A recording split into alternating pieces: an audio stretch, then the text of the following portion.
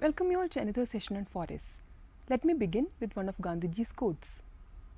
What we are doing to the forest is a mirror reflection of what we are doing to ourselves. In one of the previous sessions, we had a look at the significance of forests and the alarming rate of deforestation. Today, we will see in detail what are the causative factors of this extensive deforestation. We will also try to see what could be the possible remedial measures. Let's first see some case studies. Number 1. Desertification of hilly regions in the Himalayas. Degradation of once fertile land into desert-like land is called desertification. The Himalayan region faced extensive felling of native trees which were replaced by some selected species like the Pinus roxburghi, the chir pine and the Eucalyptus camedulensis, commonly called the river red gum. These plants were chosen as they gave good yields of resins and essential oils which are of commercial value. But this has changed the physical, chemical and biological properties of the soil. It has resulted in poor nutrient cycling, loss of original rich germplasm and invasion by exotic weeds. The net result was a drastic reduction in soil fertility. Many areas like the West Khasi region in Meghalaya, Kumaon, Garhwal and Ladakh are now facing the problem of desertification. Another case study is that of the subnormal rainfall in Nilgiris in the Western Ghats. Scientists have documented an alarming decrease of rainfall in this region in the past few decades. If this pattern continues, there could be major changes in the flora and fauna of the Nilgiris. We will now see what all are the main causes of deforestation. Number 1. Shifting cultivation. It is also called jhum cultivation. It is a traditional agroforestry system practiced mainly in the northeastern parts of India. This involves felling of trees and burning that part of the forest area for clearing it and cultivating crops. The cropping is done for a few years, after which it is shifted to a new region of the forest. This kind of temporary cultivation causes great damage to the forest ecosystem, which would have taken hundreds or thousands of years to evolve. All the huge and old trees also would have been destroyed by the system. Next comes explosion of human population. This in turn puts a great demand for materials like timber, fuel, paper, etc. To satisfy the growing needs of people, more railway lines, houses, factories and roads had to be built. For all these purposes, more and more forests were cleared. Third is mining. Large areas of forests have been cleared to get minerals from ores. Most often, after mining operations, these lands become barren and could not be used for agriculture as the soil fertility would have been lost due to addition of chemicals. Overgrazing. To tend to the greater needs of humans for milk, meat, etc., the number of livestock have also increased. Most of the forest areas near villages are extensively used for grazing. Beyond a point, this overgrazing tends to destroy forests. For example, if a cow eats a few blades of grass and leaves it like that, the plant will regrow fast.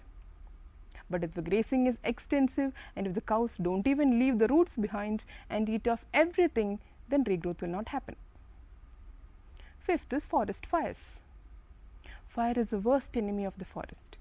It literally wipes off every living organism, plants, animals and microorganisms from the forest. It destroys the soil texture also. Next is dam building. Dam building has resulted in significant loss of forests in many countries. This is an inevitable phenomenon as there is always a question of which is more important, providing water and electricity to the people or protecting forests. There is a lot of debate going on in this particular topic. Dams built for hydroelectric power or irrigation have submerged forests and have displaced tribal people whose lives are closely knit to the forest. The whole ecosystem and the microclimate of that particular region will change drastically after the forest is cleared and the dam is built. India, being a tropical country, was blessed with abundant forests and a rich biodiversity a few hundred years back. Over the years, many people started exploiting these natural resources. For example, during the British rule, a lot of timber was extracted from our forests for building British ships. Indians had no say in this. After we got independence, Indians felt that now that the British has gone, we have a right to use our forests in any way we like. The following years saw India's residual forest wealth dwindle sharply. In fact, timber extraction continued to remain the Forest Department's main source of revenue till the 1970s. Then we started realizing that if the rate of deforestation continues like this, soon there will be no trees left at all. Then started the movements of afforestation. Forests are relatively unexplored territories for policymakers per se. The local people, including the tribals, are the ones who will know the forest the best. The Government of India realized that without involving the local communities, no forest conservation program would become successful. Local people will only support greening an area if they can see some economic benefit from the conservation. One such informal arrangement between the local communities and the Forest Department began in 1972 in Midnapur district of West Bengal. It was called JFM, or Joint Forest Management. The National Forest Policy of 1988 provided a formal structure for community participation through the formation of village forest committees. They participate in restoring green cover and protect the area from being overexploited. Within 2 years after its initiation, more than 60,000 JFM committees were set up. These committees were managing over 1.5 lakh square kilometers spanning 27 states in India. The share for the village forest committees vary from state to state. For example, it's 50% in Gujarat, Maharashtra, Orissa, etc. and 25% in Kerala. In many states, non-timber forest produce or NTFPs are available for people free of cost. Extensive cattle grazing is another major issue. Some states have stopped grazing completely and some have opted for rotational grazing schemes. This ensures that new grasses will come up from the stumps of the grass eaten by cattle, which in turn will help in forest regeneration. In the Shantiniketan model developed by Rabindranath Tagore, emphasis was given more on the harmonious association between humans and the environment. Ceremonial tree planting and celebrations to enjoy and appreciate each season were carried out in the university. He started Vriksharopan way back in 1928.